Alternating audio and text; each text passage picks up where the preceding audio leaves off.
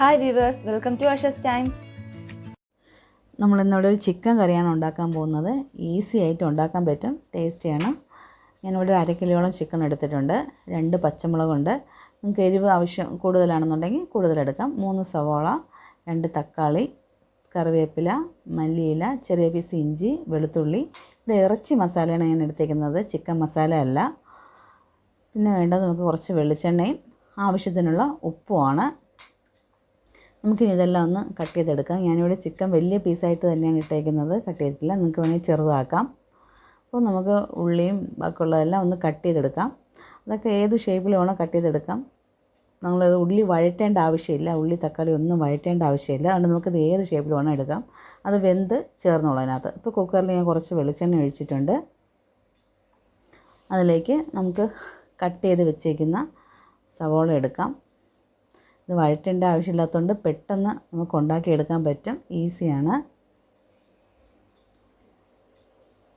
ഇനി നമുക്ക് ഇതിനകത്ത് പച്ചമുളക് 2ആയിട്ട് കീറിയത് ഇട്ട് കൊടുക്കാം. വെളുത്തുള്ളി അരച്ചതാണ്, അതുപോലെ ഇഞ്ചി അരച്ചെടുത്തിട്ടുണ്ട്.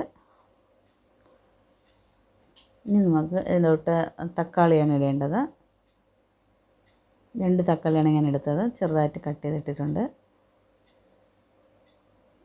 നമുക്കിത് ഇനി ഒന്ന് നന്നായിട്ട് മിക്സ് ചെയ്ത് കൊടുക്കണം.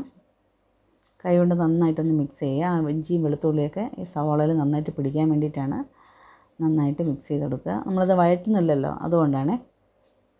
ഇനി ഇതിലേക്ക് നമുക്ക് ചിക്കൻ പീസുകൾ ഇട്ട് കൊടുക്കാം.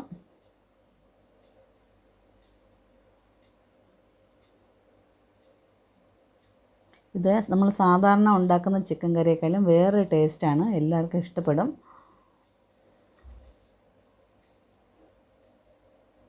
ഗസ്റ്റൊക്കെ വരുമ്പോൾ നമുക്ക് എളുപ്പത്തിൽ ഉണ്ടാക്കാൻ പറ്റും. ഇനി നമുക്ക് ഇതിൻ്റെ ഉപ്പ് ഇട്ട് കൊടുക്കാം, ആവശ്യത്തിനുള്ള ഉപ്പ് ഇടാം.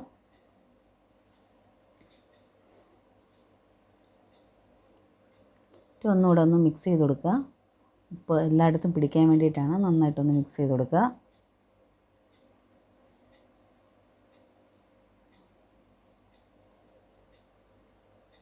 ഇനി ഞാനതിൽ 3 ടേബിൾ സ്പൂൺ മസാലപ്പൊടിയാണ് എടുത്തേക്കുന്നത്, ഇറച്ചി മസാല. നിങ്ങൾക്ക് ഏത് വേണോ ഉപയോഗിക്കാം, ഏത് ഇറച്ചി മസാല വേണോ ഉപയോഗിക്കാം. അതിനകത്ത് കുറച്ച് കറിവേപ്പില, ഇനി ആ മല്ലിയില കൂടെ നമുക്ക് ചെറുതായിട്ട് കട്ട് ചെയ്ത് ഇട്ട് കൊടുക്കാം. ഒന്നും കൂടി നന്നായിട്ട് മിക്സ് ചെയ്യണം.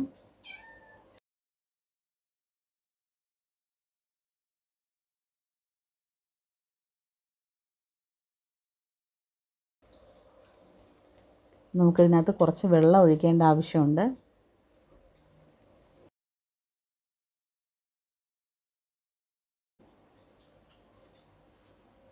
ഞാനിവിടെ ഒരു 3/4 ഗ്ലാസ് വെള്ളം എടുത്തിട്ടുണ്ട്. വെള്ളം ഒഴിച്ചിട്ട് നന്നായിട്ട് ആ മസാല എല്ലായിടത്തും പിടിക്കുന്ന രീതിയിൽ ഒന്നുകൂടെ ഒന്ന് ഇളക്കി കൊടുക്കുക.